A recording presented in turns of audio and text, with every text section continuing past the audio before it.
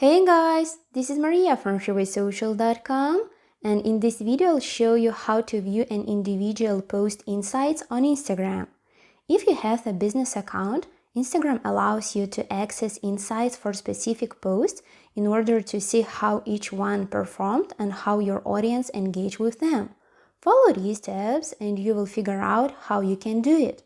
Go to your Instagram profile page, choose the post which insights you would like to see. Hit to open it. After that, find the View Insights in the bottom left corner of the post and click on it. Here you can see how many likes, comments, shares and saves your post received. That's it. I hope this guide was helpful and you were able to view an individual post insights on Instagram. Don't forget to like this video and visit us at SheWaySocial.com.